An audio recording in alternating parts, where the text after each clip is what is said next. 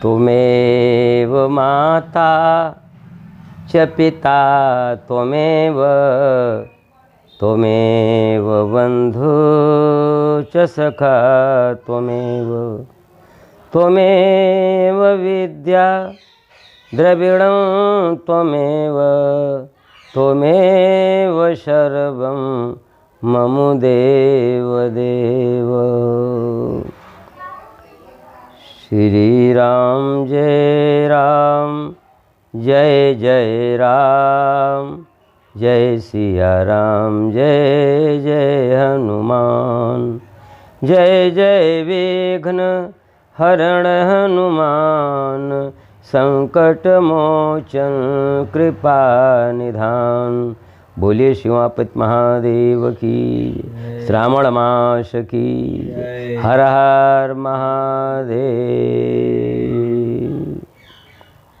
सज्जनों, मनुष्य का जन्म अत्यंत दुर्बल है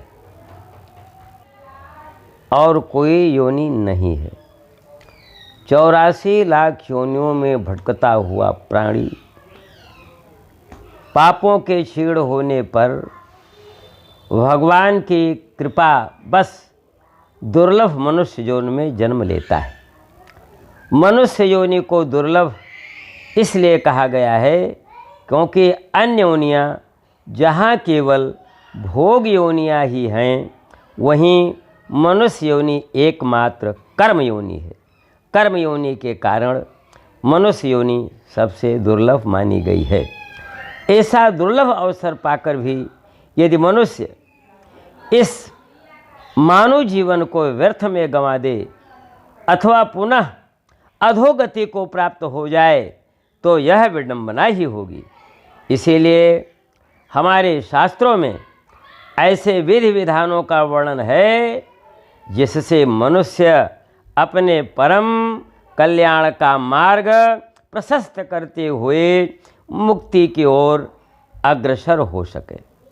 पुराणों में विभिन्न तिथियों, पर्वों, मासों आदि में करणीय अर्थात करने योग्य अनेक कृत्यों का सविध प्रेरक वर्णन प्राप्त होता है, जिसका श्रद्धापूर्वक पालन करके मनुष्य भोग तथा मोक्ष दोनों को प्राप्त कर सकता है। मनुष्य मोक्ष तथा भोग दोनों को प्राप्त कर सकता है। भक्ति दो प्रकार की है, एक सकाम एक निष्काम। निष्काम श्रेष्ठ मानी गई।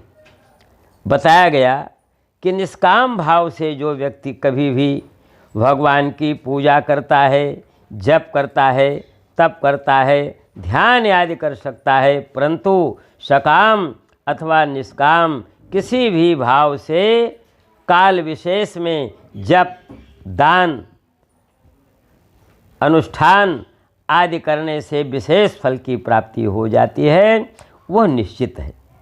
पुराणों में प्रायः सभी मासों का महात्म्य मिलता है, जैसे वैशाख, श्रावण, कार्तिक, अगहन और माघ और पुरुषोत्तम मास। ये वैशाख, श्रावण, कार्तिक और अगहन और माघ और पुरुषोत्तम। तो पुरुषोत्तम तो 2 वर्ष के बाद तीसरे वर्ष में आता है। तो सज्जनों, इस प्रकार से 6 महीने का विशेष महत्व है। इसका विशेष महत्व दृष्टिगोचर होता है। इन मासों में 6 मासों में विशेष करके चर्या, दान, जप, तप, अनुष्ठान का विस्तृत वर्णन ही प्राप्त होता है, अपितु उसका यथाशक्ति पालन करने वाले बहुत से लोग आज भी समाज में विद्यमान हैं। मासों में श्रावण मास को भी विशेष महत्व दिया गया है।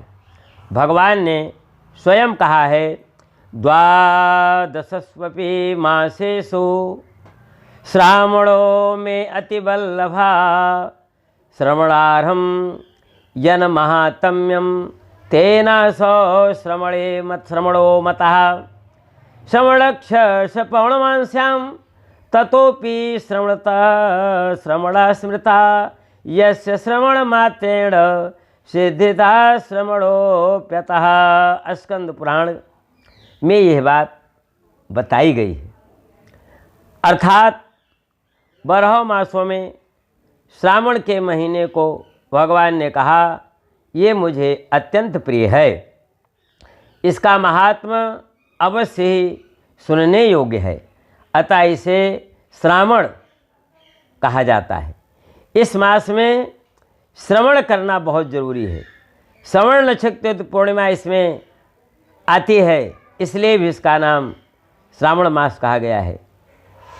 तो इसके महात्म के श्रवण मात्र से यह सिद्धि प्रदान करने वाला होता है, इसलिए भी यह श्रावण मास संज्ञा वाला कहा गया है। श्रावण मास जो है चतुर्मास के अंतर्गत होने के कारण उस समय वातावरण विशेष धर्म में रहता है। जगह जगह पर प्रवासी सन्यासी गणों तथा विद्वान कथावाचकों द्वारा भगवान की चरित्र कथाओं का गुणानुवाद एवं पुराण आदि ग्रंथों का भी वाचन होता रहता है। श्रावण मास भर शिव मंदिर में श्रद्धालु जनों की विशेष भीड़ होती है। प्रत्येक सोमवार को तो अधिक ही भीड़ होती है। वैसे श्रावण में प्रतिदिन भगवान का जलाभिषेक भोलेनाथ का अवश्य करना चाहिए। जगह जगह कथा सत्रों का आयोजन होता है, होना चाहिए। काशी विश्वनाथ, वैद्यनाथ, महाकाल आदि जो 12 ज्योतिर्लिंग हैं या जो उपलिंगों में भी आते हैं, वहाँ पर आप लोग देखते हैं कि कांवरियों का समूह जल चढ़ाने के लिए जाता है। इसे धार्मिक मेला या मेले का आयोजन कहा जाता है। भजन कीर्तन आदि दृश्यों के कारण वातावरण जो है धार्मिक उठता है। महाभारत के अनुशासन पर्व में महर्षि अंगिरा का वचन है, श्रावणं नियतो मास मेक भक्तेन यः क्षिपेत यत्र तत्र अभिषेकेण युज्यते ज्ञातिवर्धनः। अर्थात जो मन और इंद्रियों को संयम रख करके एक समय भोजन करता हुआ श्रावण मास को बिताता है, वो विभिन्न तीर्थों में स्नान करने का पुण्य फल से युक्त हो जाता है और अपने कुटुंबी जनों की वृद्धि भी करता है। स्कंद महापुराण में तो भगवान ने यहाँ तक कहा है कि श्रावण मास में जो विधान किया गया है उसमें से किसी एक व्रत का भी पालन करने वाला मनुष्य मुझे प्रिय होता है। स्कंद पुराण का श्लोक ये कहता है, किं बहुक्तेन विप्रसे श्रावणे विहितं तु यत यस्य चैकस्य कर्तापि मम प्रीत्यतरो भवेत। स्कंद पुराण में बताया गया, उसके अंतर्गत कहा जाता है श्रावण मास का विशेष महात्म प्राप्त होता है। इसमें 30 अध्याय हैं। जिसके श्रावण मास से महात्म का सांगोपांग वर्णन मिलता है, इसलिए श्रद्धालुओं को चाहिए कि वह स्कंद पुराण अंतर्गत जो श्रावण मास का महात्म है उसकी कथा रोज सुने। और मैं आप लोगों से निवेदन करता हूँ, यदि आप सुनना चाहते हैं तो आप तो एकादशी है, 11 दिन बीत गया है, लेकिन हम इसके बाद भी आपको श्रावण मास का महात्म भी सुनाएंगे। और यदि आप आग्रह करेंगे, कमेंट करके भेजेंगे कि नहीं आप मलमास महात्म की कथा भी सुनाइए, तो हम पुरुषोत्तम मास की कथा भी श्रावण मास के साथ जोड़ करके आपको सुनाएंगे। आपको अपना समय देना होगा, अपना बहुमूल्य समय दे करके आप सब भाई बहन पूर्ण का लाभ उठा सकते हैं। सरल और स्पष्ट भाषा में मैं अपने यहाँ की भाषा में, नागरीय भाषा में आपको सुनाने का प्रयास करूँगा। और यदि आपको अच्छा लगता है तो हमारे इस चैनल को सब्सक्राइब कीजिए और प्रसन्न कीजिए, लाइक कीजिए, तो जिससे हम आपके मनोभाव को देखते हुए अधिक से अधिक आपको दे सकें और आपकी कृपा भी मुझे प्राप्त हो सके और मेरी और भगवान भोलेनाथ की कृपा आपको प्राप्त हो सके। इन्हीं शब्दों के साथ आज मैं विराम देता हूँ। पुनः दूसरा वीडियो प्रथम अध्याय से शुरू करूँगा।